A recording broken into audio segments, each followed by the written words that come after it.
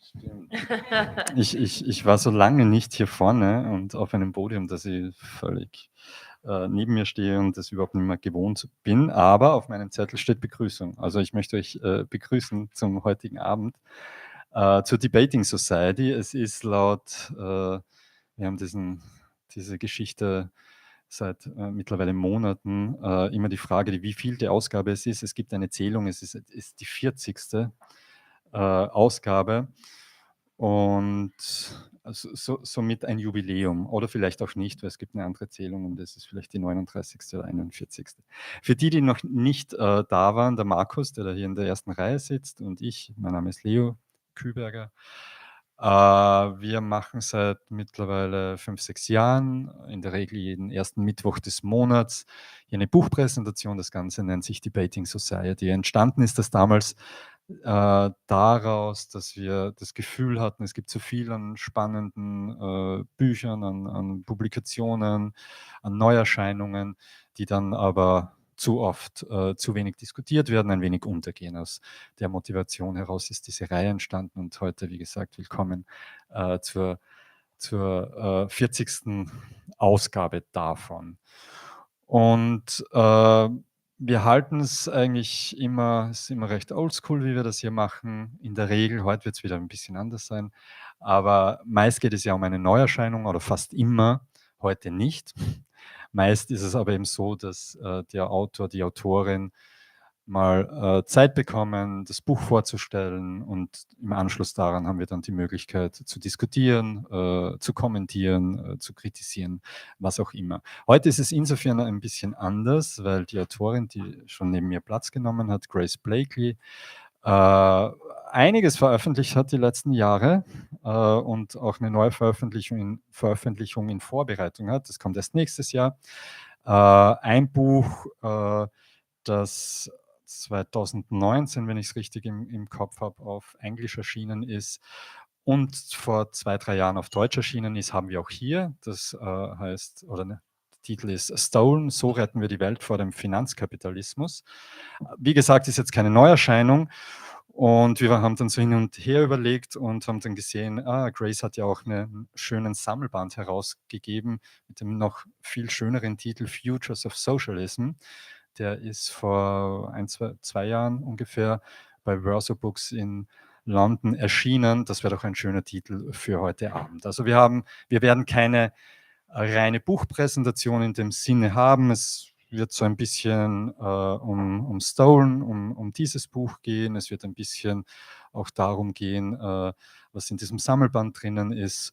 Und wir werden uns so weiter und grundsätzlicher über die Frage des Sozialismus unterhalten. Ich habe die Grace jetzt schon erwähnt, sie aber noch nicht vorgestellt und habe vorher gerade zu ihr gescherzt, ich werde jetzt dann doch die Beschreibung ihrer Person aus dem Buch übernehmen, weil die eigentlich lustig finde, weil da steht, Grace Blakeley ist Ökonomin, Journalistin und demokratische Sozialistin.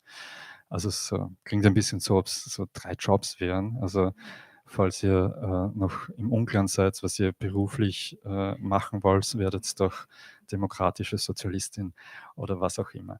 Grace Blakeley ist, also wer so ein bisschen die britische Medienlandschaft verfolgt, kennt sie wahrscheinlich. Also ihre Texte erscheinen bei Tribune, Jacobin, The Guardian, New Statesman. Sie ist sehr oft bei Piers Morgan, den einige vielleicht kennen, in der Show auch zu Gast. Vielleicht erfahren wir auch, warum und wie das zustande gekommen ist und liefert sich dort heiße Rededuelle mit so manchen konservativen Politiker oder auch rechten Journalistin und so weiter. Also ihr könnt das alles nachsehen. Ich habe ein wenig gesagt, wie wir uns das heute vorstellen. Also wir werden nicht so klassisch für uns ein Buch präsentieren, sondern ein wenig über das letzte, vorletzte, zukünftige Buch sprechen. Und wir haben uns das so vorgestellt, wir werden jetzt mal so 3, 4 Fragen an Grace hier vorne am Podium richten. Das wird so 30, 40 Minuten dauern. Und im Anschluss daran gibt es dann die Möglichkeit, zu fragen, zu kommentieren, zu kritisieren, wie ich das ja schon erwähnt habe und wie wir das ja immer so halten. Und der Vortrag und alles, was hier gesagt wird in englischer Sprache sein. Es gibt aber die Möglichkeit zum einen, falls jemand gerne hätte, dass es übersetzt wird, dass es Flüsterübersetzung gibt, falls das für jemand notwendig ist. Man kann sich sonst auch während des Vortrags noch einmal irgendwie bemerkbar machen, wenn man das Gefühl hat, es ist einem zu schnell oder was auch immer. Und vor allem gibt es die Möglichkeit, dann im Anschluss an das hier Gesagte, wenn es um Fragen und Kommentare geht, das auch auf Deutsch natürlich zu machen und wir übersetzen das dann. So werden wir es halten. Gut, so viel der langen einleitenden Worte. You never will know what I was talking about. Nope, you could have been saying anything about me. I would have no idea. And as I said before in German, now it's time to switch to English, and it just gave them an introduction what we expect from you tonight, that you will tell us what socialism is and so on, and what we have to do the next time. And yeah, so it's really great to have you here. It's great to be here. Thank you for having me. And yeah, and it was a great opportunity to invite you to Graz, because tomorrow she will be in Vienna, and so we had the chance to bring you also to Graz. Which is a lovely city, by the way. I climbed to the top of the Schlossberger today. Is that what it's called? The big hill. Yeah, which was great. Very beautiful views. And you also tried the famous pumpkin seed oil. I did. Yeah, on a pizza. So good. A very Styrian pizza, what we had today in the afternoon. Yeah, the title of the event is Futures of Socialism. It's also the title of the last book. You edited actually, and I think you brought it out after Corbyn in the midst or after the pandemic, and you also wrote a book about the pandemic. Maybe that we also will have the chance to talk about that. But as I told you before we talk about all the interesting stuff that you write in your book, that you do online in interviews and so on, we have to clarify something, and that's this term of socialism. Because as you can imagine, or as we all know, the term socialism went through a lot of transformation the last 200 years maybe, or 150 years. It meant something different. If we go back 50 years or 100 years, it means something different. In the US at the moment, if you think about Bernie Sanders and all the movements there and what they understand as socialism or as democratic socialism. And so the question in the beginning is, what is your understanding? What is socialism? What basically? is socialism? And what is your socialism? Okay, great. Your private socialism.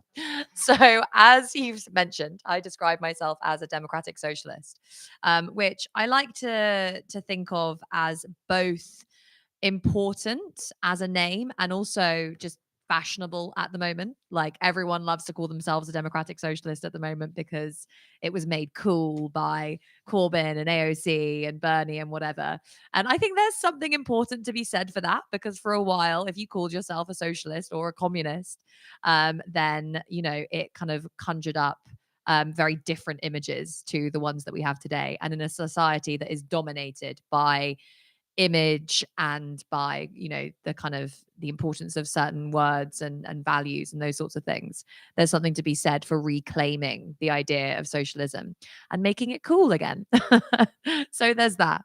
But no, for me, democratic socialism, it means something very simple, which is the collective ownership and democratic governance of the means of production, all of the things that we need to survive. So when I'm talking to a kind of mainstream audience, I say that we own all of the resources that we need to produce the things that we need to survive in common, and those resources are governed collectively and democratically.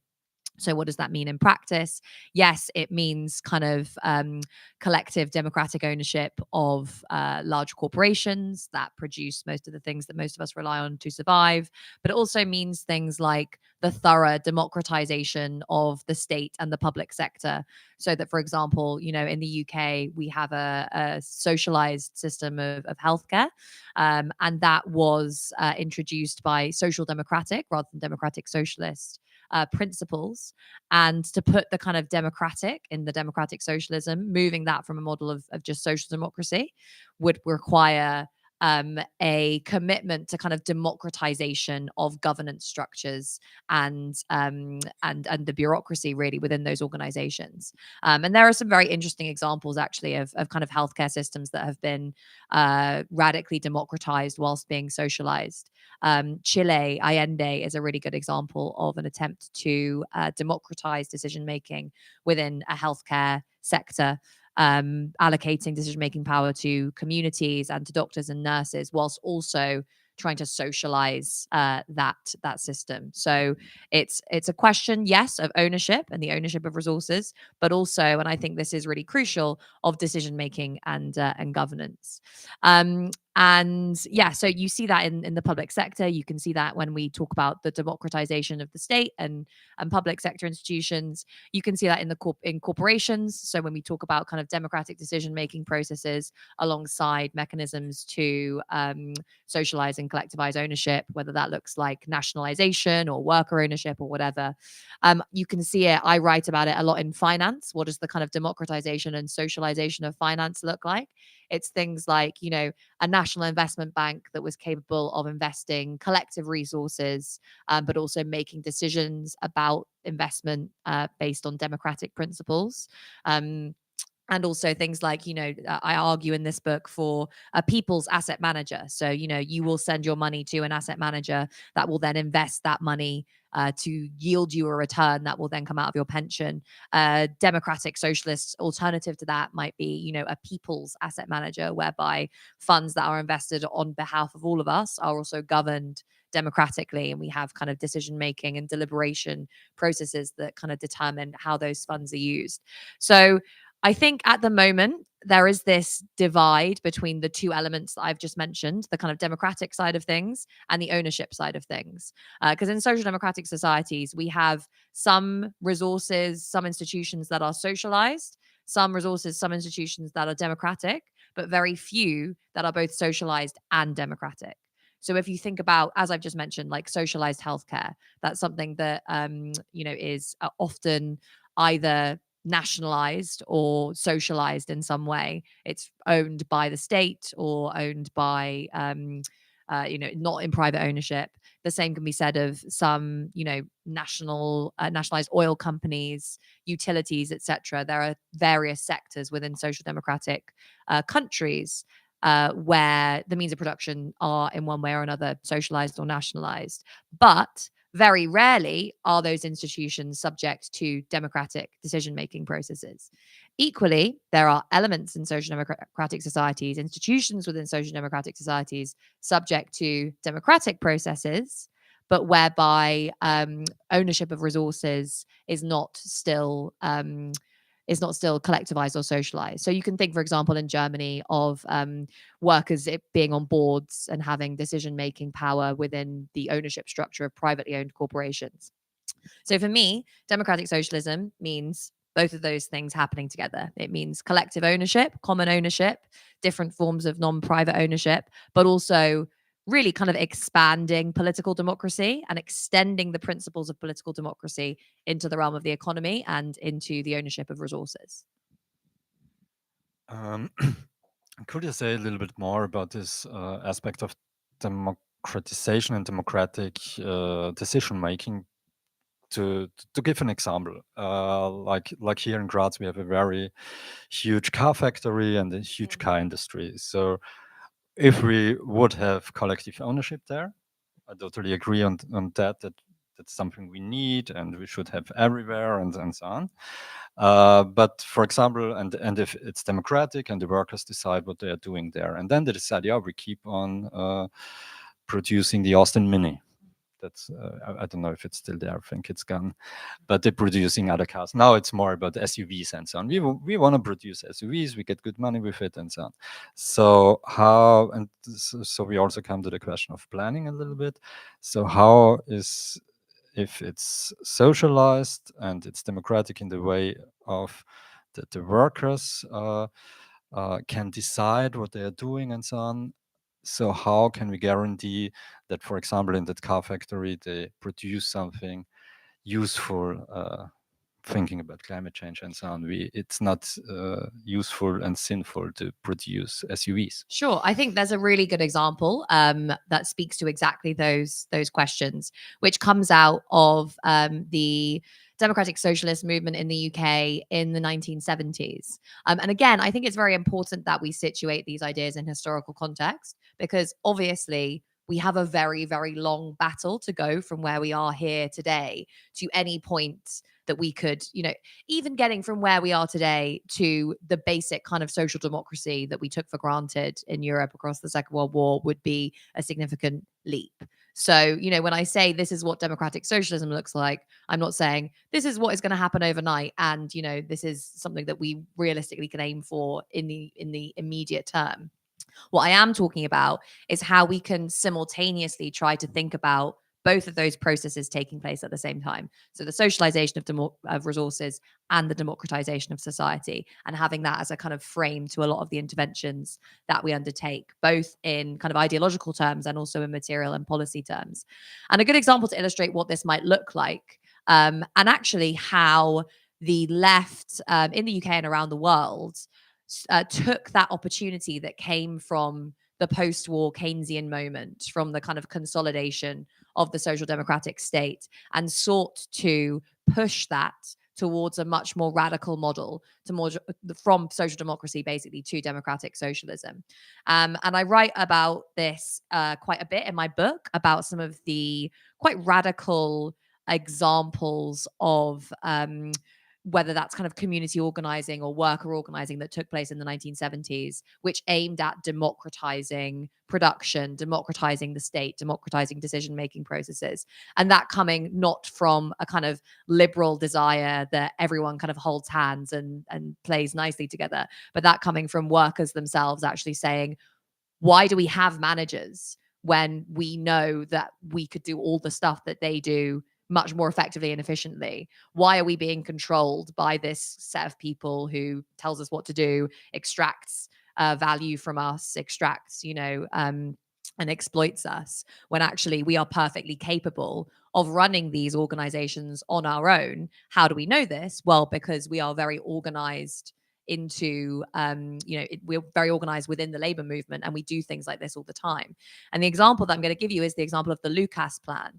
So Lucas Aerospace was a big kind of aeronautical and weapons company that existed in the UK in the 1970s. It had existed for many, many years. And it was a company that, basically produced weapons, produced other aeronautical supplies. So you could think of it as a kind of like, I don't know, a Boeing or another arms company of a similar type that exists today. And in the UK at the time, we had a relatively strong labor movement, but the world economy was producing much more international competition for British businesses. So there was a lot of pressure on those businesses and on Lucas Aerospace.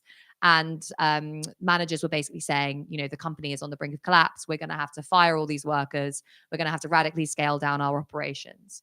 And the workers at Lucas Aerospace were, as I said, very well organized. And they went to the then Minister for Trade and Industry, Tony Benn. Tony Benn is one of the kind of most famous democratic socialists in the UK, and someone who's kind of been integral to this movement for many years.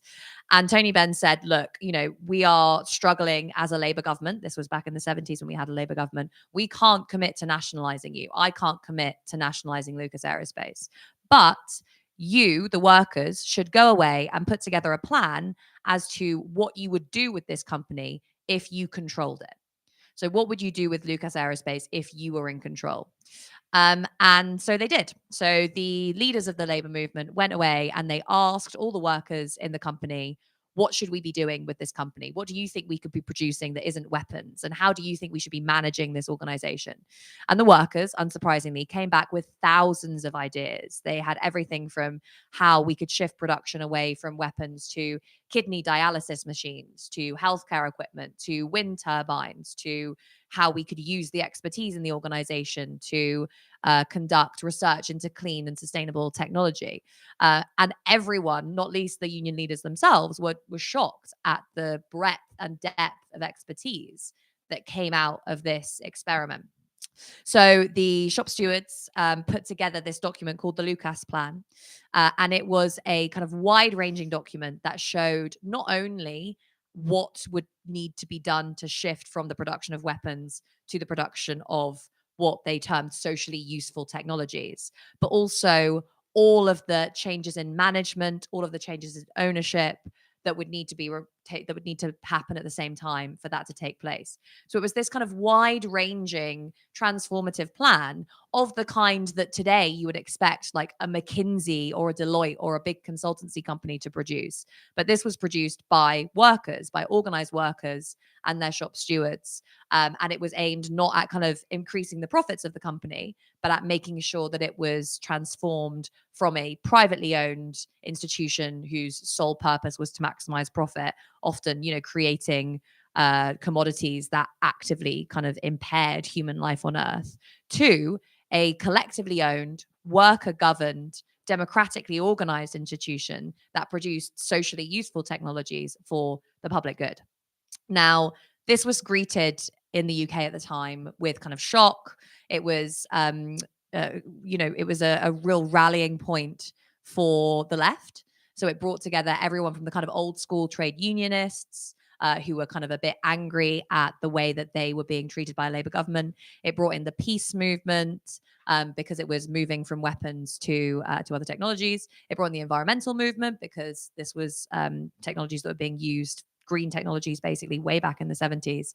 And it brought in the kind of post-68 part of the left that was like, we need to focus more on, democracy and kind of moving away from these authoritarian centralized structures of decision making. So it kind of rallied all of these different diverse areas of the left together. And workers really started to fight to make sure that this happened. This was raised in Parliament. It was championed by MPs, even the Financial Times. So, the very bourgeois press said this is quite a remarkable thing that workers have managed to do. Now, this was the mid to late 70s. Ultimately, in 1979, Margaret Thatcher came to power. And Margaret Thatcher's goal, as many of you will know, was basically to crush and destroy the Labour movement. Now, this was a project that was kind of cloaked in the language of kind of creating a free market utopia in which everyone would be free. And, this would be kind of about breaking down bureaucracy and shrinking the state.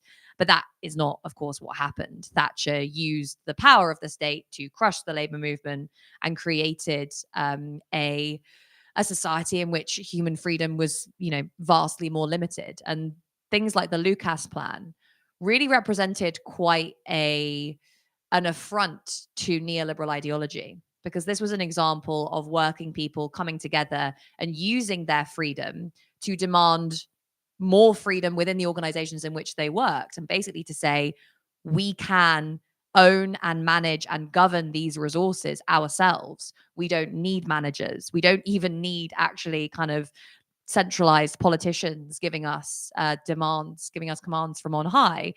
That actually workers are the ones with the expertise. They're the ones being exploited. They're the ones being oppressed. And were they given the power, they would basically use it to build socialism, and green, sustainable, democratic socialism at that.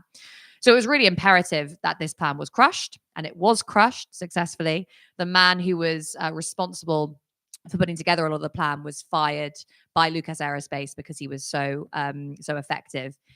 Ultimately, a lot of the people who were involved in that plan went to work for the Greater London Council, which was the kind of last vestige of socialism in the UK under Thatcher. People like John McDonnell, the former Shadow Chancellor, worked for the Greater London Council.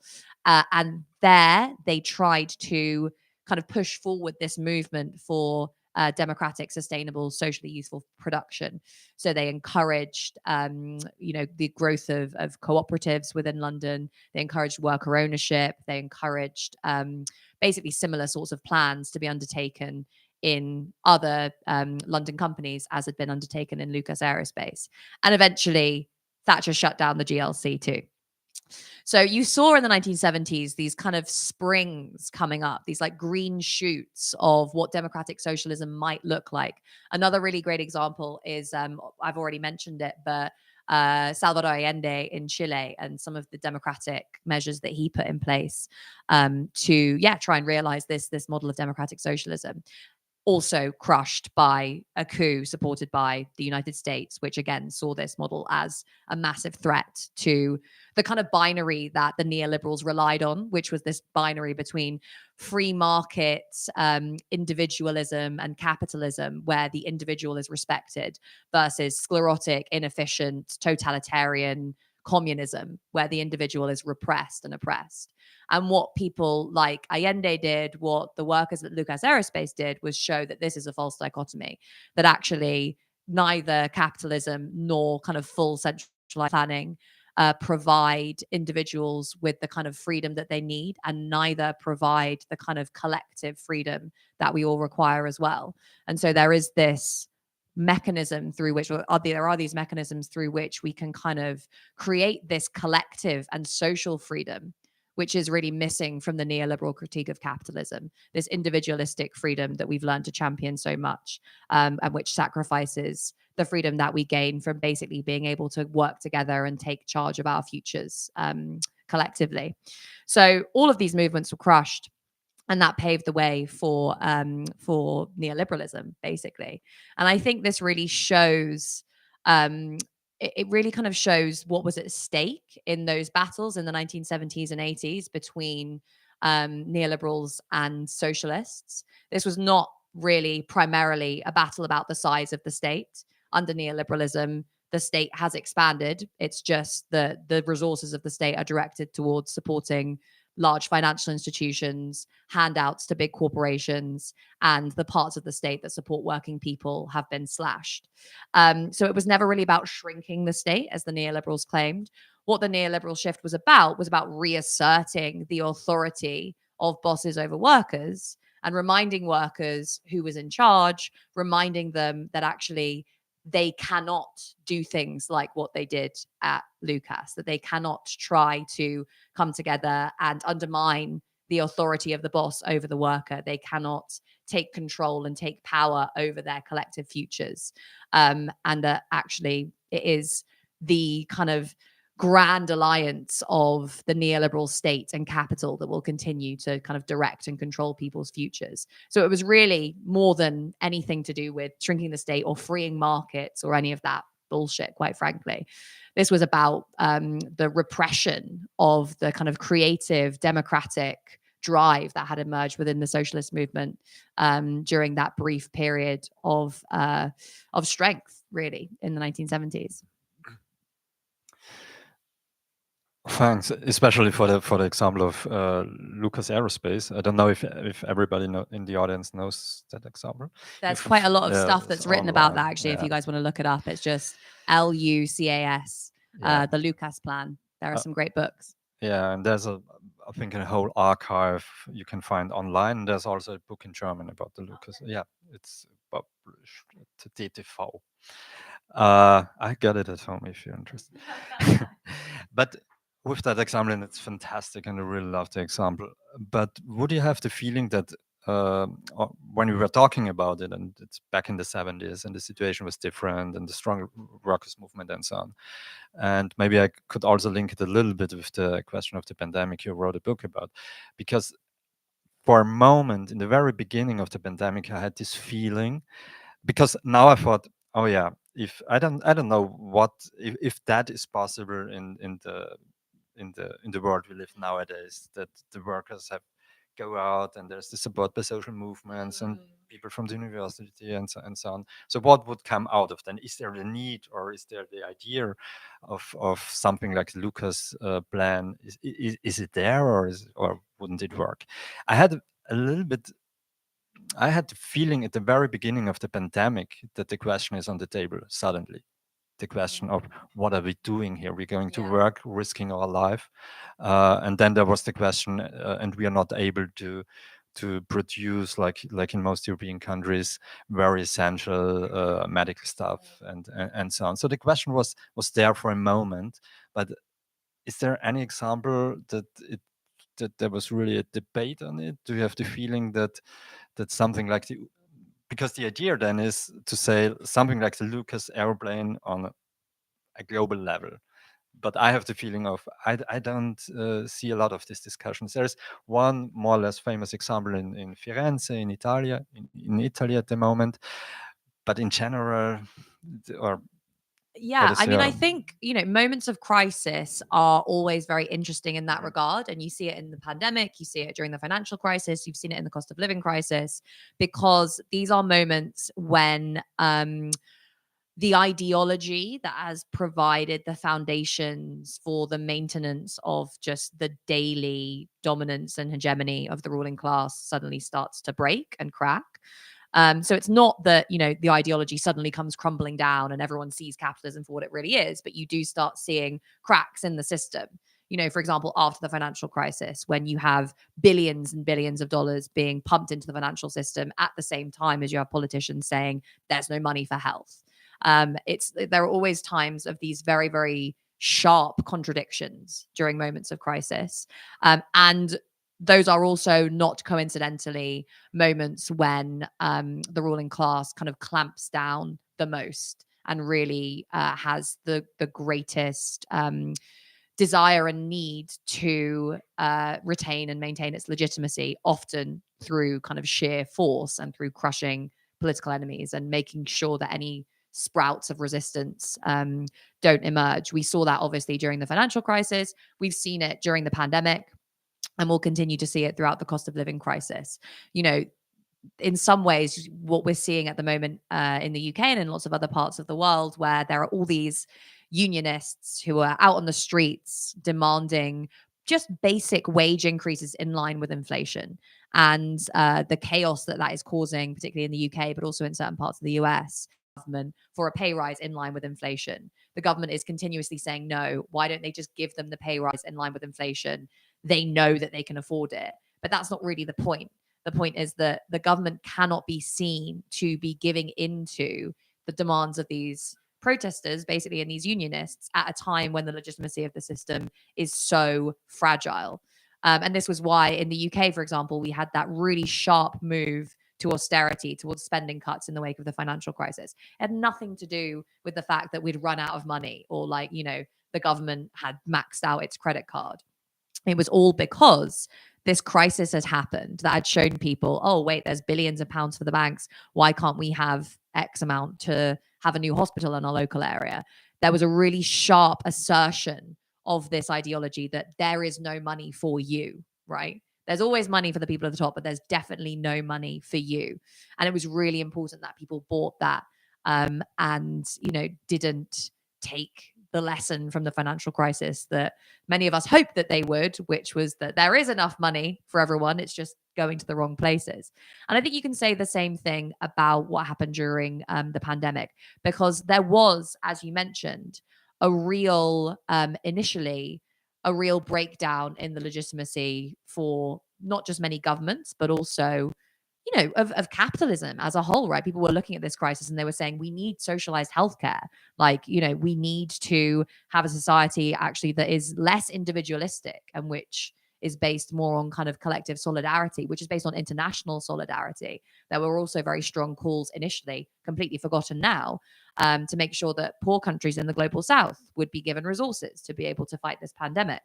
And at the same time as that ideological shift was taking place, there were all these grassroots movements that were springing up all over the world, designed to provide very real examples of collective solidarity. There's a wonderful book which is also published, as you know, it's published by Pluto Press, called Pandemic Solidarity.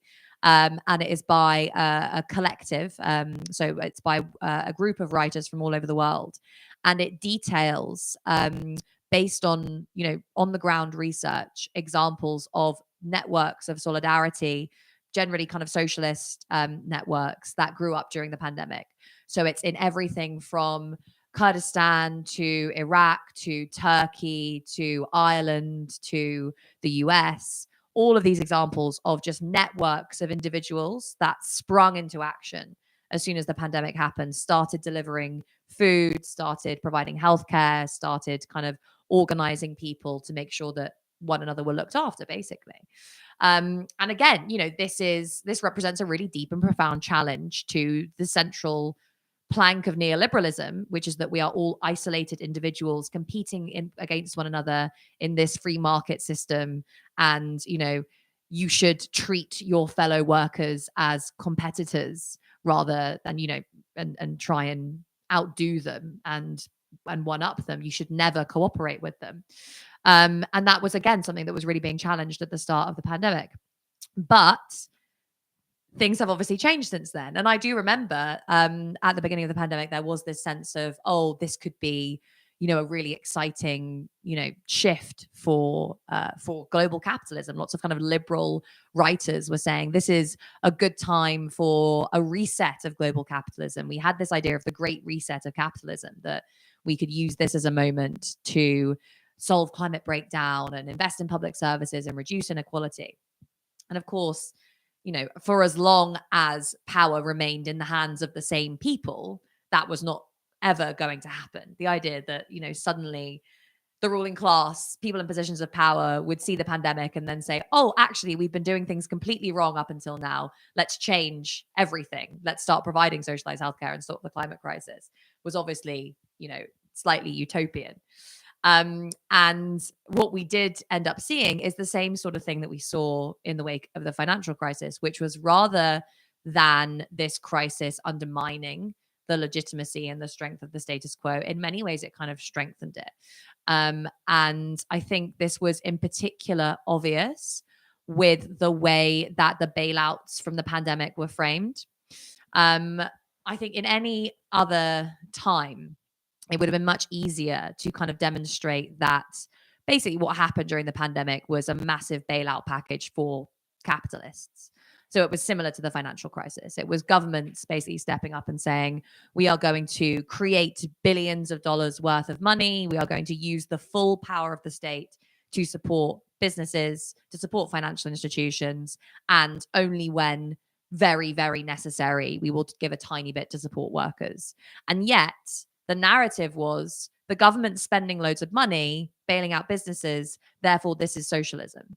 Like, you saw all of these articles about like coronavirus socialism, pandemic socialism. And it was like, the US does this huge bailout package, basically, for businesses, the Paycheck Protection Program, as well as the Federal Reserve pumping just unimaginable sums of money into financial markets, and all these liberal commentators looking on. And this was especially true in the UK, right, where we just had this massive election loss. And there are all these people saying, oh, look, the government's creating loads of money and giving it to businesses. This is what Jeremy Corbyn would have done, or this is what socialism is.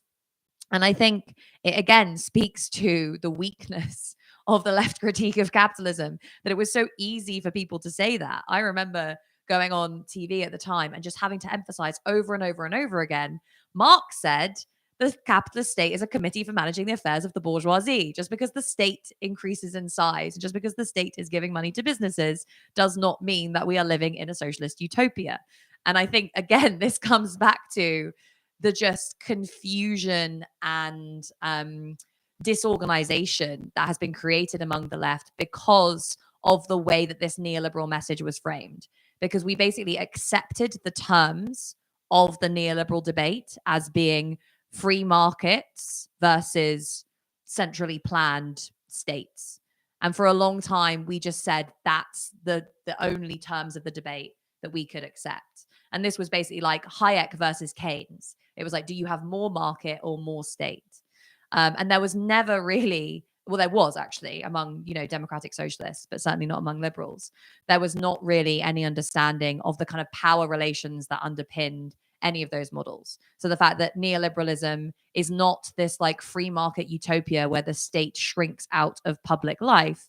Actually, the neoliberal state is very forceful. whether that's like, killing, striking miners or murdering African Americans in the US, or like using the power of the police to arrest protesters, or giving out billions of dollars to banks or businesses, or actually, implementing more regulation of certain sectors where sectors can profit from that regulation, or spending loads of money on consultants and on outsourcing companies that do all the work on behalf of the state.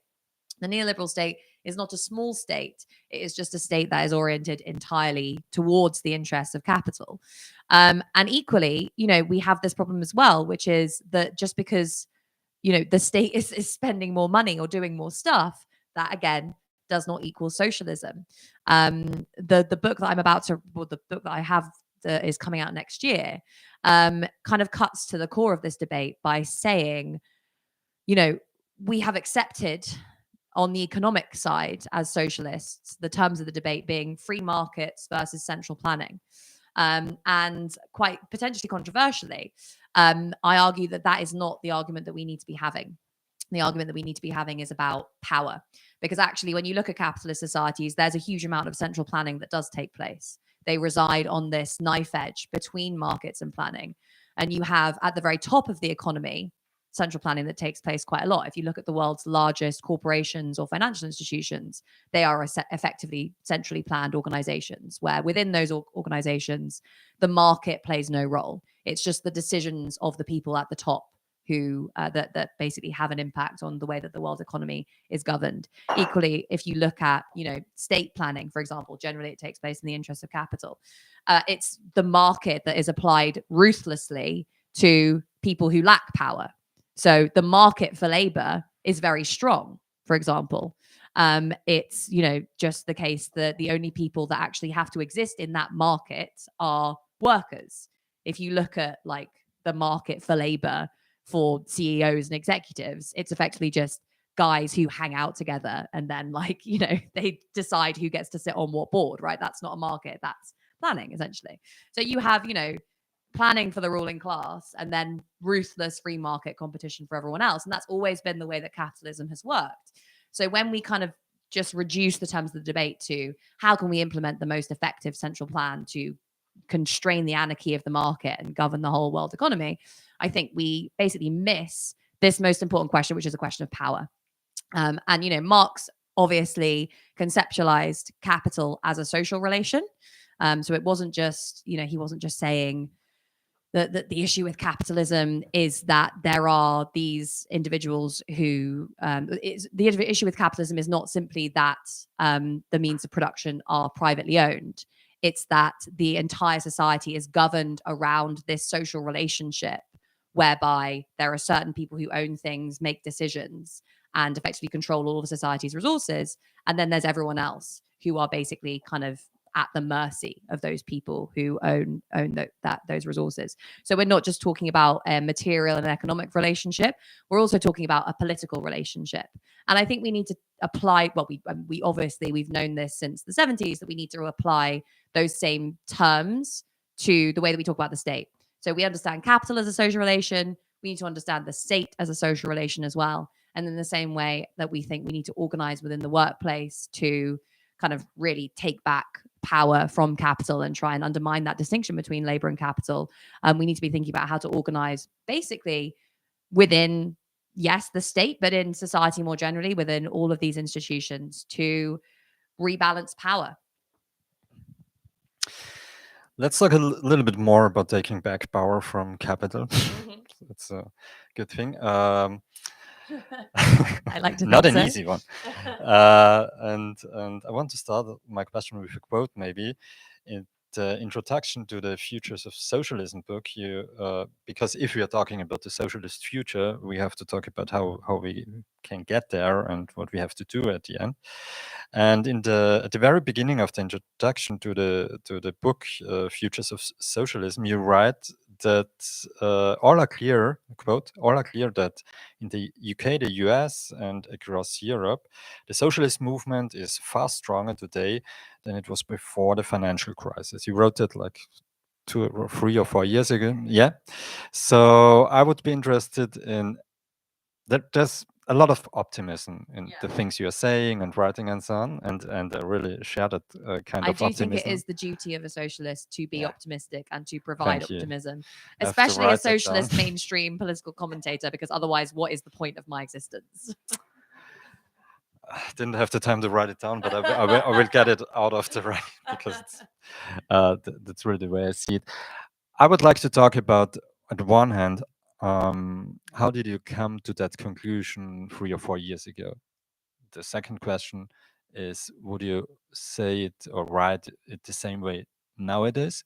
Because it's about power, it's about taking back power from capital and so on. It's about a transition, or it's about changing the power relations and so on. I think most people in the audience would agree on that. But especially here in Austria and in Germany, but also in a lot of other places, people at the moment, especially at the moment, would say that, yeah, the left is in crisis. We have all these problems, and also if you look on the different levels, at one hand we had a lot of social movements, struggles, strikes going on, riots in the last years. But at the other hand, if you later on maybe we talk about the three levels of electoral politics and social forces, social movements, and so on. We Corbyn is gone, Podemos is gone, Syriza is gone. A lot of parties and movements also that they came out of movements. A lot of people had hope in them. They are all gone, more or less. So how do you come to make it more concrete? How did you come to that optimistic conclusion back in 2020 or whenever you wrote that, that you would say that the socialist movement is even stronger? Do you still see it like that? And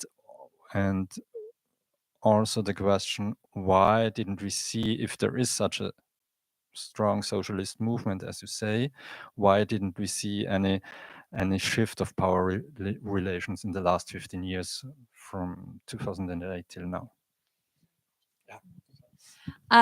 So yeah, I mean, it may sound overly optimistic, but I think it's really important to recognize, at least on the level of ideology, the shifts that we've seen over the last 15 years. It's often quite difficult to register shifts in ideology and in the way that people think about the world because, you can measure the number of unionists there are in a country. You can say, the membership of the largest union has gone from X to Y, and that means we're either getting stronger or we're not. But it's hard to really think about the way that people think about things. It's hard to imagine how different the political discourse was in and around the period before 2008 as compared to how it is today. Because when you think at the level of ideology, and I'll come to the levels of kind of social struggle and electoral struggle later, but when you think about, ideology, it was after the 1990s that a respected social scientists literally wrote a book saying history is over, like the end of history and the last man. This was Francis Fukuyama. He said, after the fall of the Berlin Wall, capitalism has won. There are no challenges to the dominance of capitalist ideology anymore. The rest of history will just be basically sorting out some of the remaining questions that we have over how to organize capitalist economies. He was basically saying that if history is a history of class struggle, then history is over. Capitalism has won. And that was in the 1990s. And it was something that basically most people agreed with at the time. Like in the liberal commentariat, this guy was, greeted as having, declared this new age, basically the kind of the dominant age of capitalism. And you can imagine what it would have been like. I don't know about you guys. I wasn't around at that time. I mean, I was, but I was very, very young. You can imagine the climate that there would have been after the fall of the Berlin Wall, with massive globalization of the kind that people hadn't experienced in decades. It was really like quite a tremendous wave of globalization that took place throughout the 1990s that we now know was based on very fragile foundations. The massive boom in consumption, all of which was financed by debt, of course, and we now know was unsustainable. But at the time, we didn't know it was unsustainable. All these people buying houses, all these people buying luxury goods that were being created extremely cheaply in China, and then you could purchase so many of them because the value of your house was rising and you could release equity from it. As I've said, like this kind of central dominance of a very particular kind of ideology. And this idea that was so prominent during the 90s and early noughties that liberalism and capitalism and democracy all went hand in hand. And any kind of threats to liberalism and capitalism and democracy were bad, and they were the bad guys. And it was the job of all civilized people to kind of crush any alternatives that happened to exist at the time. It was a kind of millenarian moment. It was like a moment where basically people were the capitalists and the liberals were getting high on their own supply. That's an expression that we have in England. I don't know if it translates, but they were buying their own propaganda. And because of that apparent strength, I think most people were also buying that kind of propaganda. I think obviously the financial crisis was a massive dent to the strength of that ideology. So we moved from, we have basically, our Prime Minister, Gordon Brown, said when he was Chancellor that we've reached the end of the era of boom and bust. So there would be no more big crises because they had completely figured out how to manage the ups and downs of the financial cycle. And obviously that turned out not to be true at all. At the same time, you also saw the emergence of all of these debates around climate change and climate breakdown. Capitalism, liberalism had no answers for that. You started to see real challenges to liberalism and to liberal values, whether from, mainly from the right, to be honest. And that was, again, another ideological shift. And you started to see the reemergence of quite big discussions around inequality and democracy that had been kind of put on the back burner for quite a long time. So, today it's not controversial for anyone to say that we live in this moment of crisis, to say that there is a crisis of democracy, there is a crisis of climate, there is a crisis of inequality. Basically, the system does not work. If you survey people, they say democracy doesn't work. They say astonishing numbers of people in America say they don't think capitalism works, right? If you were to go back 15 years, the idea that you could go onto a public stage, the idea that the head of the World Economic Forum could write in the Financial Times, we're living in the era of polycrisis, it would be absurd, right? It's easy to forget how much has changed in that short space of time. The question is, of course, is there something that is being built up in the place of the kind of crumbling old world order? And that is where, we obviously have, I'm not going to say we should be less optimistic, because we can be optimistic, but there is more work to do. Because yes, the legitimacy of the system is crumbling, but there has yet to emerge, I think, in most places, a kind of coherent and compelling movement combined with a coherent and compelling critique that can take its place. And where we lack that kind of coherent and compelling critique, and where we lack that movement, that is where you see what we see today, which is the rise of conspiracy theories and the rise of the far right. So the rise of the far right is basically what happens when you get an acknowledgement, a widespread social acknowledgement of the reality of crisis. So we all know we're living in a crisis, right? But the far right steps into that space and says, we're living in a crisis. Basically, these are the people that you have to blame. And the only way out of this crisis is to crush the enemy that is basically making you poor or making you weak, and to strengthen us, this group, as opposed to that group. It's kind of like, it's like a fascistic death cult, basically. It's like, you cannot hope for things to be better. All we can do is take the world as it is now and make sure that our group gets more stuff.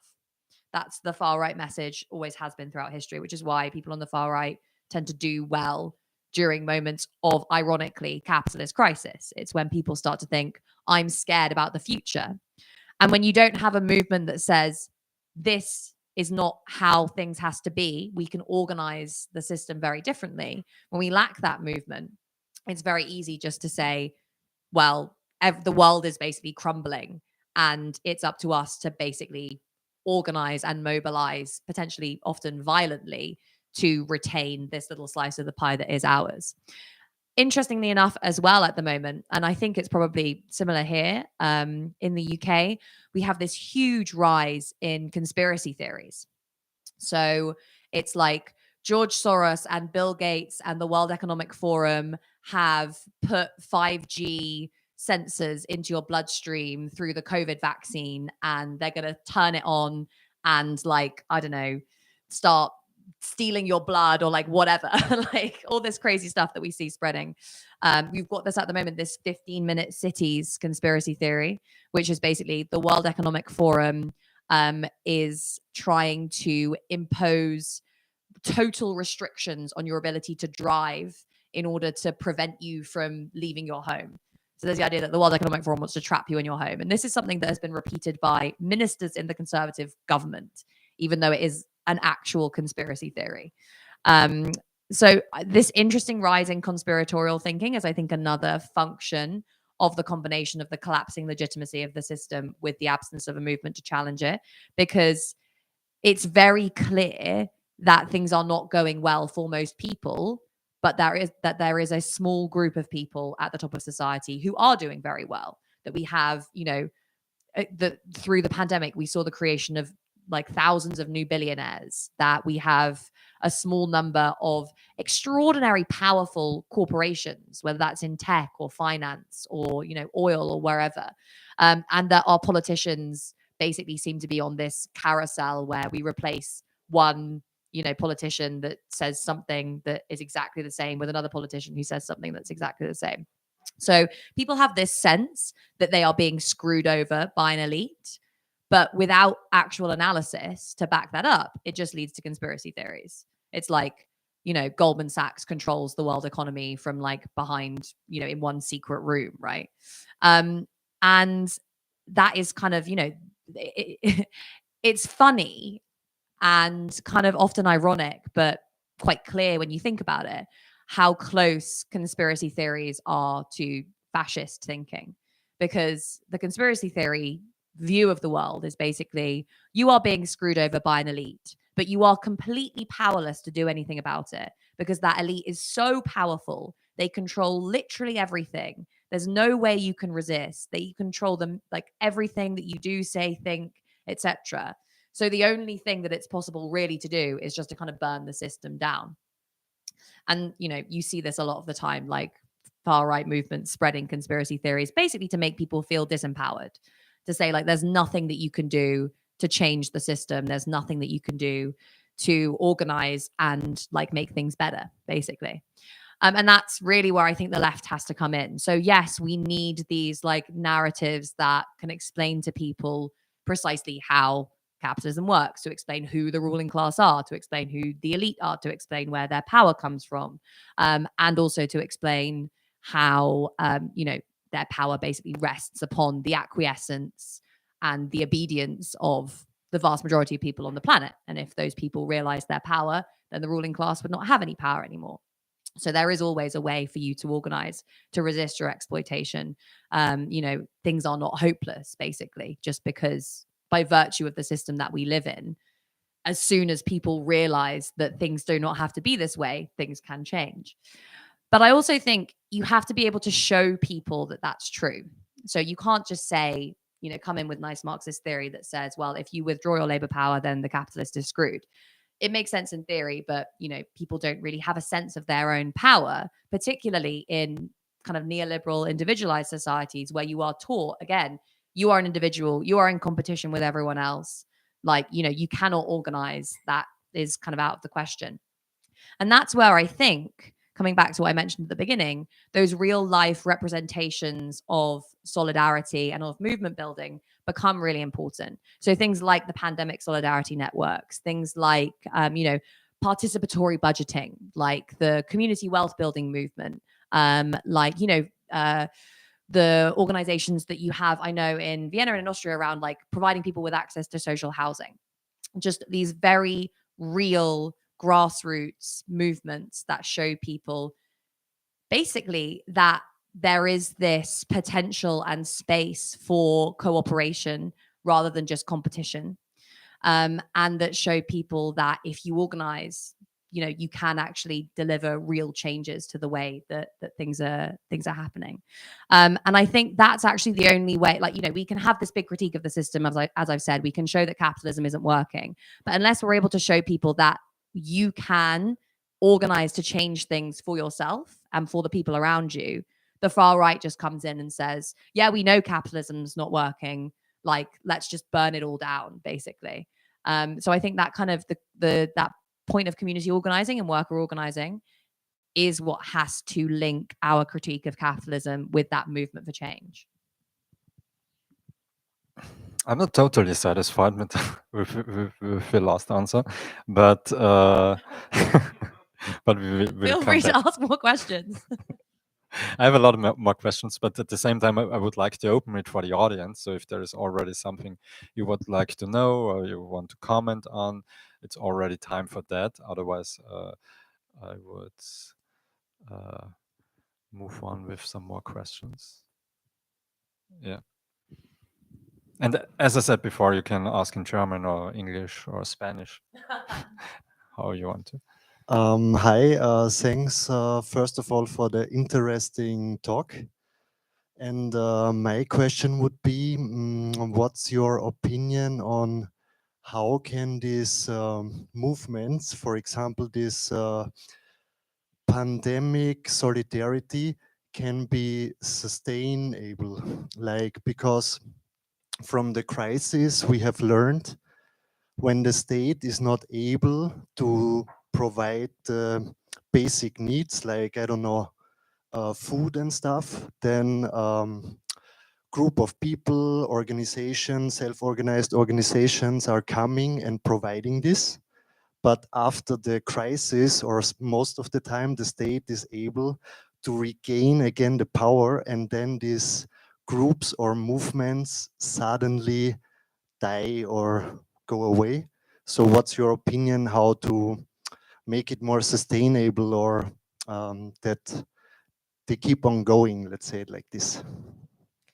I think you, as organizers and people who are involved in politics here, will be able to answer that question probably better than I could, because it is really a question of linking movements for collective solidarity with like political movements and movements that are based on political struggle.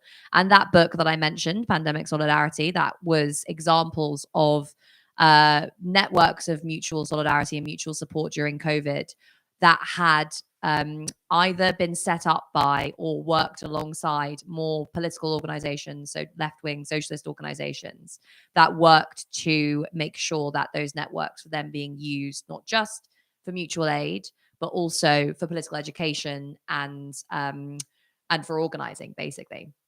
And when those networks were kind of able to be mobilized by political groups and political organizations, then they lasted longer, obviously, because if you have that transformation from a collective movement, people won't necessarily come to a meeting like this and say, come listen to someone talk for an hour about capitalism.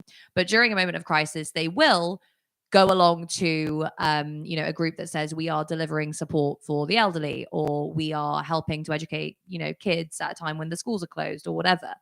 And the power of those networks, which emerge when you are asking people to support each other, if you can then use those movements and mobilize people for more political ends, that's when the dynamic becomes self-sustaining. And I think, it's easy to just look at things like mutual aid and the solidarity networks that we saw during the pandemic and say, oh, that's, just, people supporting each other. It has nothing to do with politics. But there's a reason that the neoliberal movement sought to basically crush all non-privately mediated forms of collective organizing. So yes, they sought to crush the labor movement, but they also sought to crush community organizers, so people who are working within communities to provide like youth services or to provide like local services that people relied on. They seek to shut down all forms of protests, and they like clamp down really harshly on any protest movements. They remove the spaces within which community groups kind of came together and tried to like organize to deal with often very localized problems. They took support away from local councils, particularly councils that were relatively left-wing and were kind of providing working people with access to services and a different way of organizing their local economies. And the reason for that is, as I've said, like neoliberalism relies on individualism. It relies on the fact that you think of yourself as an isolated individual existing in labor markets, competing against other workers, and therefore someone who does not have a shared interest with other workers, with other people in your society, basically. And I think those movements that we saw during the pandemic, and often, a lot of kind of local movements and local campaigns and, cooperative organizations, etc., they begin to show people that they are not just these isolated individual atoms that have to compete with other people to survive. And, that it's not all about investing in your human capital and like, just kind of looking at your life as like a balance sheet, that actually you are part of a society and you are part of networks of human beings that can support one another. The question is, how do you then take that realization, which is the first step, and translate it into actual political consciousness? And I think that really does come down to these questions around power. And they're questions that I look at a lot in my book. And I think it really requires us to explain quite transparently what kind of capitalism means. So again, not just that it's this system of kind of economic domination where like, you go to work and your boss owns everything and gets to tell you what to do, but that actually it is this widespread system of basically organizing the domination of one class by another. And by taking away all forms of kind of political and social and economic power from the dominated to the extent that that's possible, and collectivizing that power, socializing that power at the very top. And yeah, I mean, that those steps as how you like take those networks and politicize them is, I think, really, it's a massive question, right? And it will vary hugely depending on the political context, depending on what those local campaigns are, depending on who's organizing them.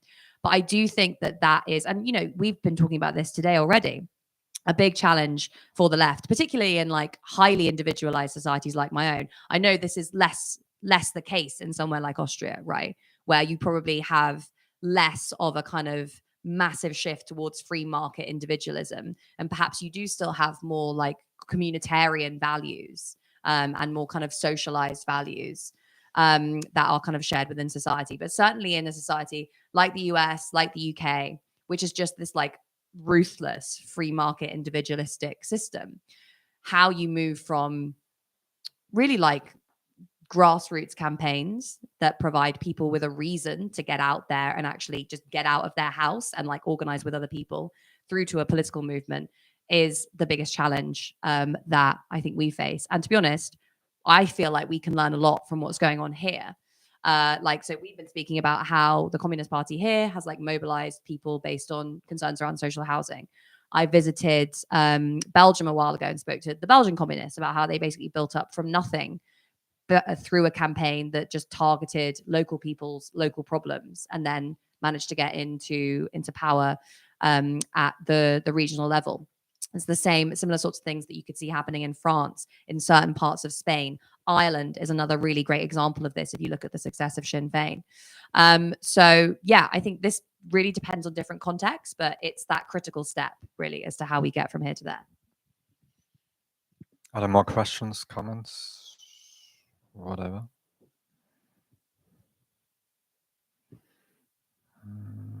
Not at the moment. I would have one. I would love to come back to your analysis of the right-wing parties or the right-wing shifts and how they address the multiple crises. I agree on that they're like trying to frame this in like an attack on the elites. But I don't see so much like capitalism or neoliberalism being attacked. I see more democracy as like a political system being attacked. So I would love to see like your comment on that, because in terms of like any kind of like grassroots community collective based organization, any like pressure on a democratic system per se, or like, I mean, you can see this in like countries like maybe Hungary or like in others, that this like kind of the level of grassroots organization will also be like then way more difficult. So it's not only the push on the elites, but it's like this framing of that the elites are kind of linked to democracy as a political system. And there are recent surveys, not only in Austria, but also in other countries, about how much people still believe in democracy as like a legitimate political system. And the numbers are like scary what people answer to that. So maybe you can like kind of comment on that. I think there's a really interesting contradiction, what certainly looks to us like a contradiction in the narrative that the far right has. And the narrative is basically elites have undermined democracy. So, you know, there are a small number of very powerful people who basically control all of our decisions and all areas of our lives, but whilst claiming to be subject to democratic constraints. So they tell us, the ruling class tells us that we live in a democracy, but actually they control everything. So, you know, in many ways, the far right critique starts from this critique of centralized power. It's misplaced because it doesn't understand the roots of those inequalities of power. But it starts from the observation that basically the ruling class rules, even though it says, you know, we live in a democracy.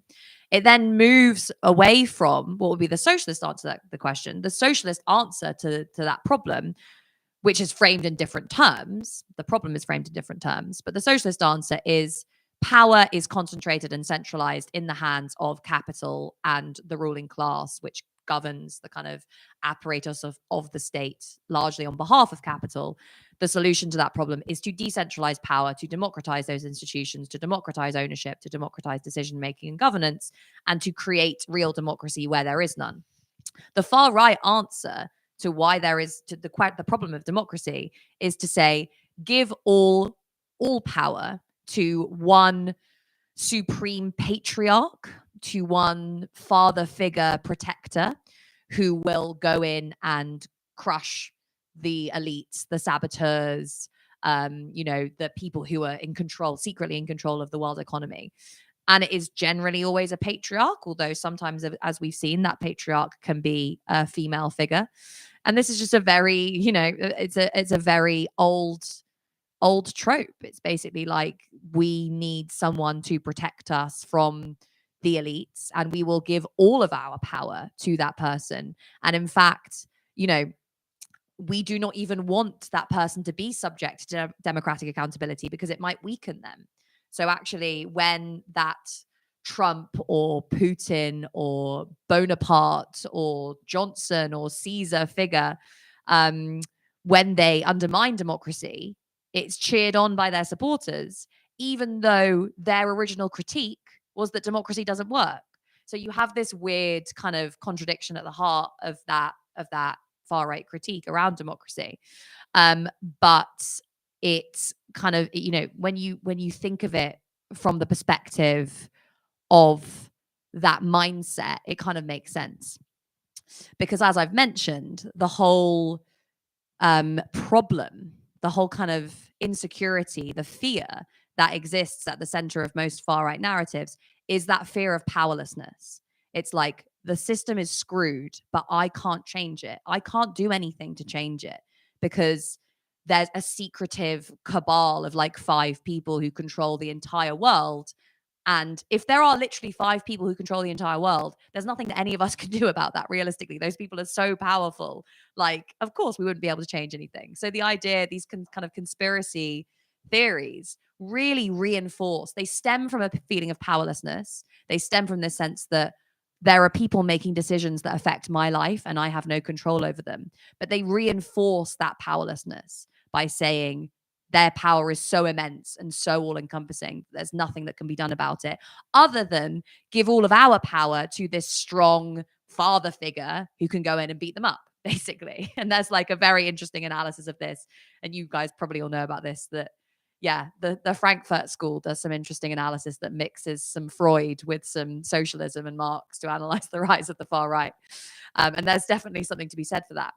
But I think that is really why, and again, it actually comes back to this question as to why I'm optimistic, right? Because I think the socialist critique has to start from a position of optimism, and optimism not in the sense of everything's going to be fine, but optimism in the sense of, were people to realize how much power they have, they could change things. So it is possible to change things. Like, it is possible to use the power of our words, to use the power of our organizing, to use the power that we have within the economy to actually change the way that economy functions, to change the way that society functions, which should really be, as well as a different analysis of the problem, that should really be what separates us from the far right, which basically says there's nothing you can do about it, just like vote for Trump and he'll go and like drain the swamp or like crush the people who've wronged you. It's kind of a desire for revenge, really, more than anything else. And if we can say, no, the world could be different. Like, this is not the only social system that we've ever had, and it's not going to be the only social system that we have throughout the future of humanity. If you just realized that things were different and started to act on that basis, then things could change. More questions, comments? Otherwise, I would have another one. Last chance. Okay, we'll start with my question. As I said before, I wasn't totally satisfied with your well, answer you can before. grill me now. No. Because yeah, sorry. I would agree with you that, or as you wrote, and I had that quote from the book, that the socialist movement is much stronger now than it was before. I was already an activist in the 90s, and I really like that example that you said. And a lot of people nowadays cannot imagine what changed in that time. In the 90s, it wasn't possible to use, as we said in German, the K word. And I'm not talking about communism, it's about capitalism. It was not, you couldn't, at the university, you couldn't use the K word because you were out of the game, and not the other K word, the communism. That totally changed. And there have been a lot of changes. I would agree that we also have had the last, let's say, 15 years, very strong movements on this grassroots level. We had strikes, riots, uprisings, and so on.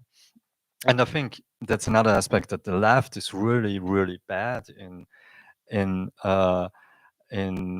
theorizing what's going on. There's some people say that if you just look at the numbers of what was going on the last years or the last decade, it's bigger than what happened in the 60s and 70s and so on.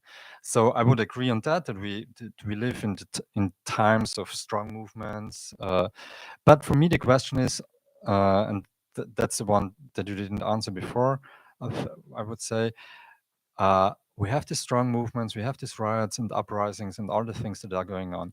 What went wrong is my question. What went wrong, or what is going wrong, that we don't have any change to a better world, that we don't have any shift of the power relations? We talked a little bit before the event about that. If you take a look at the 60s and 70s, you had these movements, these struggles and so on, and almost immediately the system somehow reacted on that, and there have been a lot of successes and so on. Or if you go back to the revolutionary times after the First World War and so on. Or if you go back to, I don't know, the sit-down strikes in the US in the 30s, and almost immediately, within a very short time, you had reactions. Now we live in times of struggles, of riots, of uprisings, and the capitalist system is able just to ignore it in a way. And why is it our fault, or is it their cleverness that you just can ignore everything? I actually think, you know, we can yes look at the history of struggle against capitalism going back hundreds, well, at least 150 years, perhaps more, and question why we haven't gotten as far as we might have liked to. But I actually think that's kind of the wrong way of looking at it. I mean, to take a parallel, it's so difficult to consider what things should be like or how things might have been, because we don't have in living memory an example of a transition from one mode of production to another. The only real historically documented example that we do have is the transition from feudalism to industrial capitalism. And that takes, probably like 150, 200 years. And you think about, the death of feudalism, right? Which is a system that that was so all-encompassing at the time, like probably more than capitalism is now, right? Imagine that you are a serf living on the estate of a lord in like the 1500s in England, and your whole life you have no education, you have no money, you can't read, you can't write, you go to church and you're told this is how to get into heaven. You like farm land for the land that is owned by someone else, and you give a load of the produce that you produce to the lord who lives in this massive house, and in exchange he says, I'll protect you, and also if you don't rebel then you'll get into heaven. It's this all-encompassing ideological, political and social system that exists to keep this class of peasants in their place and make sure they don't rebel, right? Even though like this system is extremely successful, by the way, the peasants do rebel. You have the levelers and the diggers and people who, way before any of these ideas were even popular, saying we should have collective ownership of land. Like, can you imagine that in the 1600s in England, there were people saying we should have collective ownership of land in this context, in this like hugely politically hostile context where basically like you could be, hung for any like attempt to push back against the status quo. So you have this really entrenched political, social, economic system. But slowly, that system starts to be replaced by another system. That system is industrial capitalism. Now, the people who stand to benefit from the transition from feudalism to industrial capitalism are capitalists. And there are very different transitions in different parts of the world. In England, famously, there was initially a really deep battle between aristocrats and capitalists. And you see this taking place throughout the course of the kind of really like 1700, 1800s, where aristocrats basically want to retain their privileges and want to make sure that the system exists as it is today, and the church retains its power and the landed gentry retains its power. And the capitalists are saying, no, we want free trade, we want a market for labor, we want kind of the ability to like trade and start businesses unimpeded by all of these rules and restrictions. And this battle goes on for a really, really long time. Like, as I've said, like hundreds of years, basically. And there are lots of small victories for the capitalists. There's lots of small victories for the aristocracy. Ultimately, in England, the aristocratic class basically merges with or becomes the capitalist class. And that is what explains why we basically got to the Industrial Revolution without a revolution. But, it was a really, really long process. It was a process that required like struggle on behalf of the people that were bringing this new order into being, i.e. the capitalist class. And it was a struggle that took place on many, many different fronts. And, capitalism is, relatively speaking, the kind of industrial capitalism that we have today, is relatively speaking a very recent like era in human history. And it has, ever since its inception, been marked by immense amounts of struggle against it by workers, by, feminists, by environmentalists, by all sorts of different, by indigenous people, by kind of oppressed minorities, by, you know, so many different groups organizing against, you know, capitalist hegemony. And I think, you know, instead of thinking, why haven't we won yet? It's really important to recognize that this struggle was always going to be so difficult and so challenging. And an uncareful reading of Marx, I think, can lead some to think, well, why hasn't this happened yet? Because we've had the Industrial Revolution, the workers have organized, and they haven't taken over the system yet. But that is not a careful reading of Marx, which actually, you know, you can see it in Marx's political writings when he's looking at all the revolutions and massive social changes that take place in the 1800s. He's very clear about all the political conditions that need to be put in place and all the political battles that need to be won and fought before change can really start to happen. And, you know, I think some of the most instructive Marxists who write on this subject are, you know, the like social theorists and political theorists like Gramsci, for example, who does look at the politics of this kind of social change, rather than just assuming that it's going to happen automatically when, you know, capitalism somehow exhausts itself. And I think on that front, you know, it's like we have this long tradition and this long history of resistance to capitalism. And just looking back on those examples of past struggle as failures would, I think, be really short-sighted, because it is part of this very, very long struggle that spans the world, that is going to take many, many years. And, you know, as long as we are building, as long as we're building on what's happened from the past, as long as we're building links internationally, as long as we are learning and moving forward, then we're doing what socialists are supposed to do. Right. And I'm not saying that it means we're going to like go from capitalism to a socialist utopia within our lifetimes. Like, obviously, I do believe that like there is a chance that we will win and that the world will change. But I also know that there is a chance that that won't happen. I guess, you know, my point is that we should just be able to look at this struggle along a much longer time period and look at it as part of a very, very long war, and one in which we all have a stake. There was this quote by Tony Benn, who was, again, the guy that I mentioned before, the Minister for Trade and Industry. And he said, there is no final victory, just as there is no final defeat, just as the same battle to be fought over and over again. And then he finished it by saying, so toughen up, bloody toughen up, which I think is maybe not politically correct today, but potentially a lesson that we all need to learn. Yeah, I remember the quote. I remember the quote. Are there any more questions? Because I would like to know from you. I'm totally with you, and I studied history and so on, and I think I have a lot of discussions. They are also going in that direction to see, okay, you know, or as Podell would say, this kind of longue durée is also relevant for the struggles.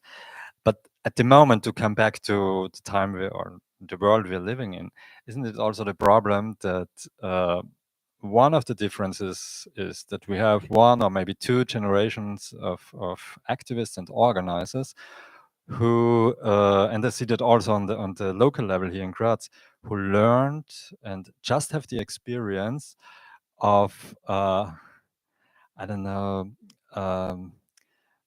stopping the worst things. Like, we go on the street, and most people have a biography like that. We went on the street to stop some, I don't know, social cuts, some reforms at the university.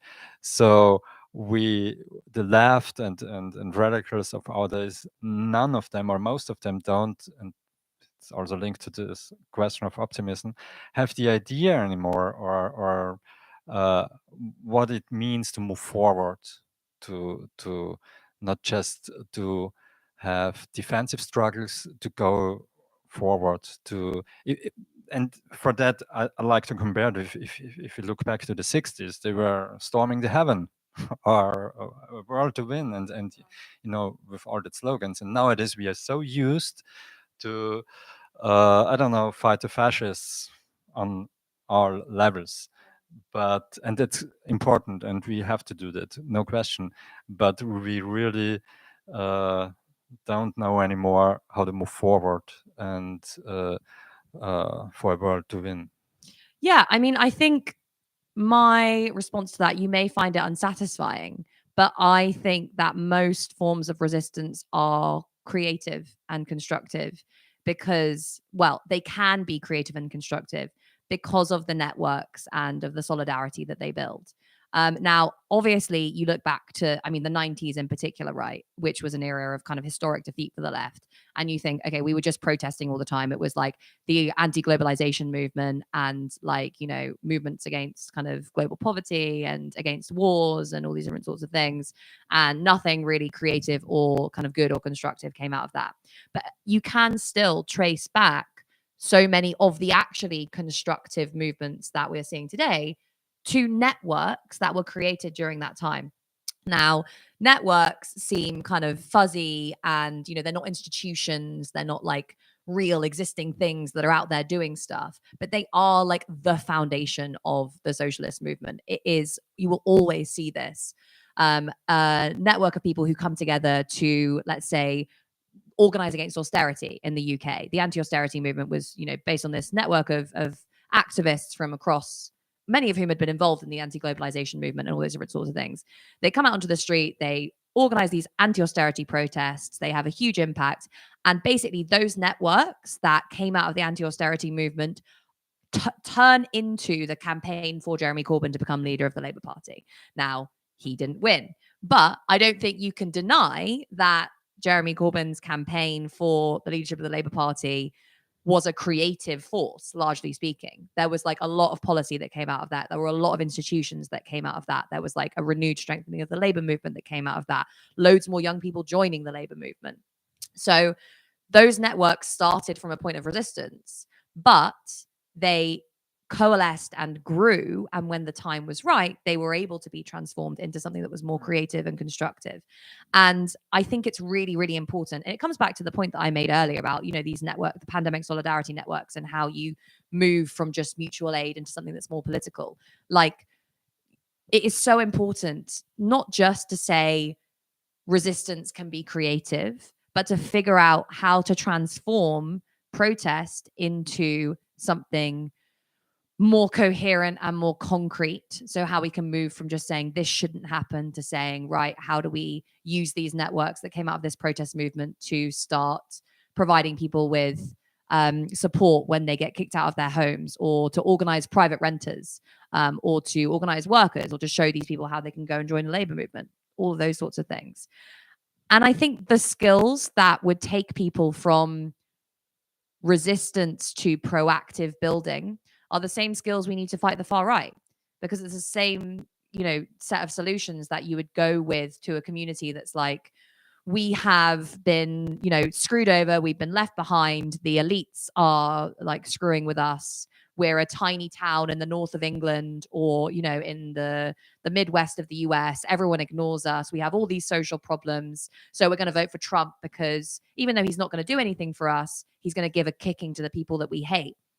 If you as socialists can go into those communities and say, we recognize what's going on here, we recognize that you have been left behind, you've been forgotten about, politicians have forgotten about you, you have all these social problems, but there is something else that you can do other than just say F you via someone like Donald Trump.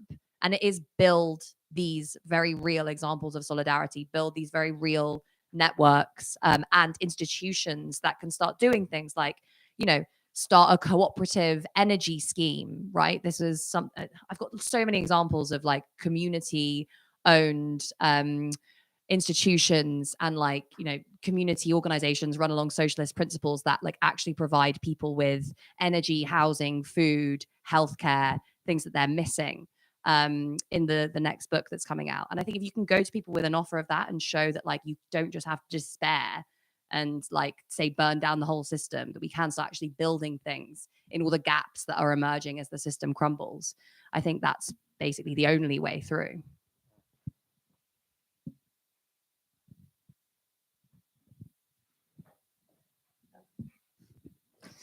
Yeah, I'd have a question. You have been talking a lot about, which I very much enjoyed, about this year's topic that we're discussing at Forum Stadtpark, which is this topic of Ohnmacht, which somehow like a bodily feeling of powerlessness, which really a lot of people know very well. And yeah, as you said, like it's easily to be transformed into a conspiracy theory or right-wing fantasies and stuff. So it's kind of we try to develop some strategies how to deal with it and how to I don't know, acknowledge it or not, or to talk about it and to transform it into something.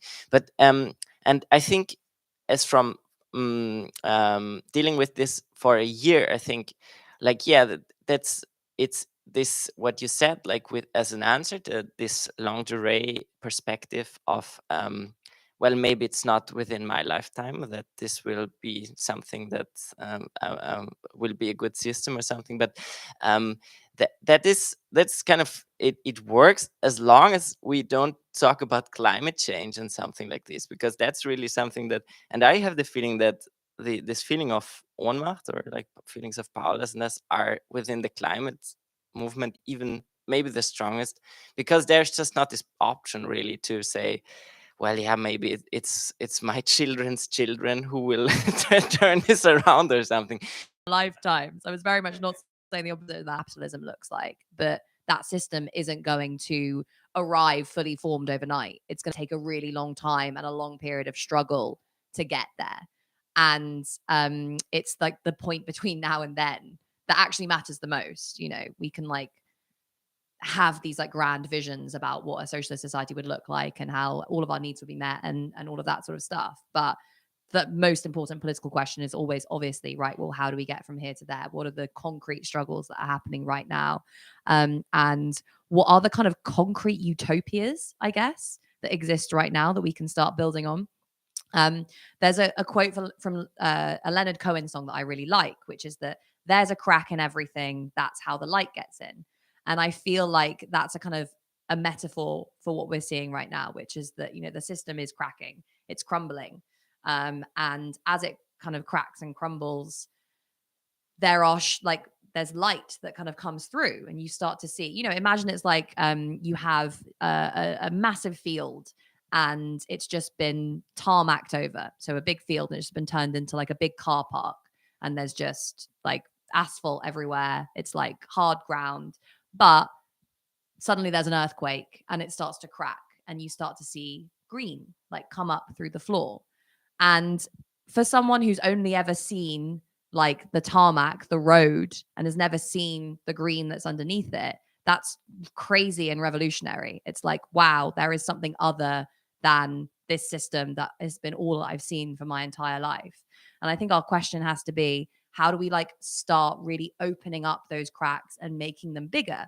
How do we start showing these seeds of resistance and these seeds of creativity and community and collective organizing that are really emerging and growing in the spaces where capitalism has kind of ceased to work? And there are some really real and really good examples of this. So, you know, look at like the participatory budgeting movement, like whether that's in cities across, it started in Porto Alegre in Brazil and then spread to like hundreds of other cities in Brazil. It spread like it's now there are examples of participatory budgeting all over the world. And this is basically where a municipal authority says we are going to allocate 30% of our budget, say, to projects that ordinary people decide. So we're going to basically let ordinary people decide what the municipal budget looks like, how it's spent.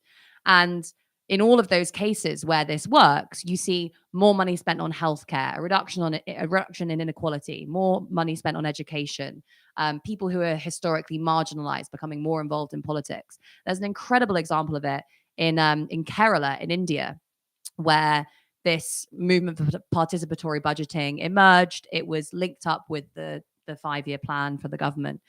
And the plan was basically decided democratically among people in Kerala, and they reduced poverty from like 60% to like 30% over the course of 5 or 6 years or something. They increased dramatically the number of people who enrolled in schools. They increased the number of people who were able to have healthcare.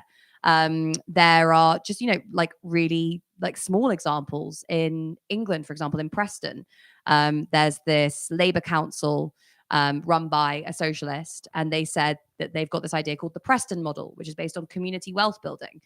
And so rather than doing what Thatcher said we should do, which is outsource all of our service provision to private companies, to outsourcing firms, basically, that deliver poor quality public services and take all the profits out of the local area and give them to shareholders, we are going to set up local worker-owned cooperatives to deliver our public services. We're going to set up a local, publicly owned, democratically run local investment bank that will put money into those cooperatives, that will put money into worker-owned enterprises. We're going to introduce a living wage across the whole of the public sector in this area. We're going to work with the NHS, with universities, and use their budgets to make sure that those institutions are hiring the cooperatives and like the worker-owned companies. I have like so many examples that go all over the world of these really interesting disruptions to the neoliberal model, and these really interesting disruptions of like democratic modes of organizing and combined with like public and democratic ownership. And those are, I think, what we have to point to. If we can't say to people, democratic socialism is just over the hill, because we know it's not, it will take a very long time to build, we can say, look at these like shoots, these springs of green in a very, very dark world. And I think that's really important, because if we can't point to the springs of green in a very, very dark world, people just see the dark world and think that's all I can hope for. And if we don't, that is what encourages people to feel powerless.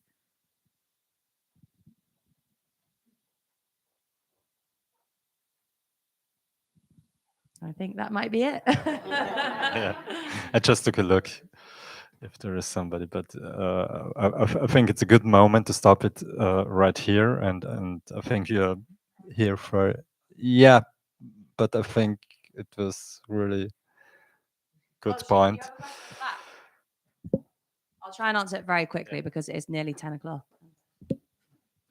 I think I like the whole idea how you explain that it's necessary to see the seeds in the crack and to spread some hope or see the light coming through of it.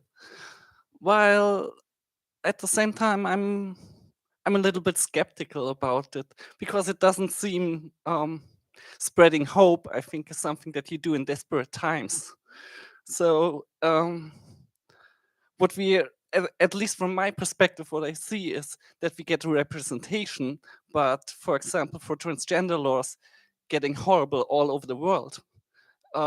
We see the representation of people of color, but under Barack Obama, we had an increase of the people incarcerated. What we see is that the system of neoliberalist capitalism crumbles, but that it's getting replaced by a militarized system of capital. So I'm kind of skeptical that maybe this hope is just hope. To be honest, I'm not going to sit here and tell you that it's anything more than just hope, because I don't know any more than you do. And what you said is completely correct.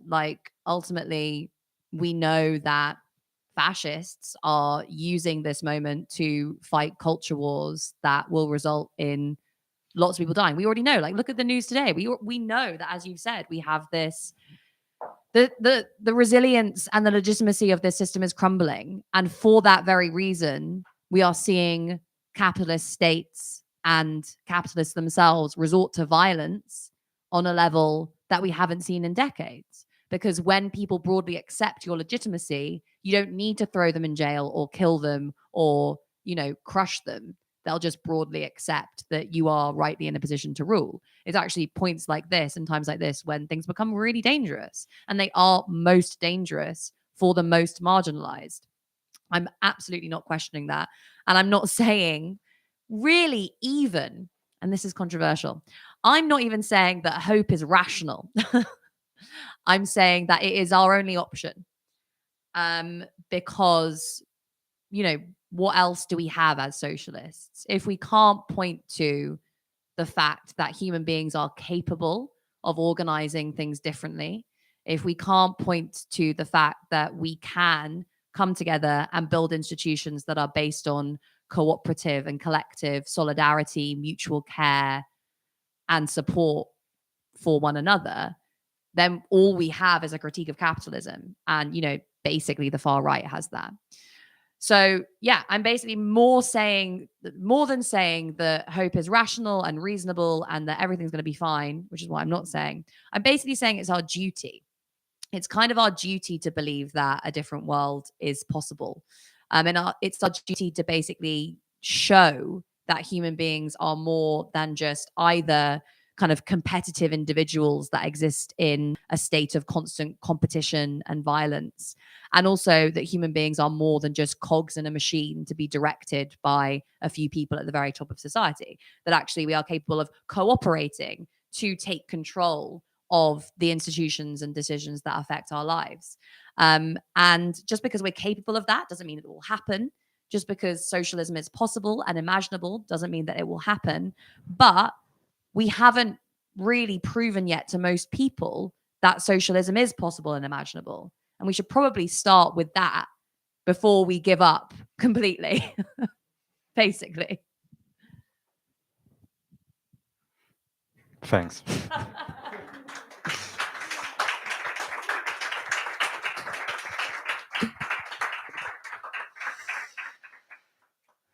Yeah, I just wanted to add something because we were talking about the historical aspects of capitalism and so on. And as somebody who studied history a long time ago in my former life, the only thing we can learn from history is that, and we saw that very often, is that if change was coming, it was always unexpected. Yeah.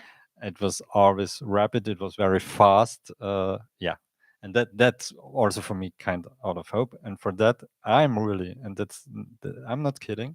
I'm really convinced that I'm 47 now, that somehow I will make it into some kind of post-capitalist society, at least. So I would say it's in the next 30 years. So, and that's not a joke. I'm really convinced of that. Otherwise, what we are doing here, you know. Okay. So thanks a lot for coming and for talking to us, for sharing your ideas and thoughts with us. And yeah, and I think you will stay here for a couple of minutes for a drink or something. So there's still the chance to talk to you. And we have some copies of the book here. You will find them in German, the German version.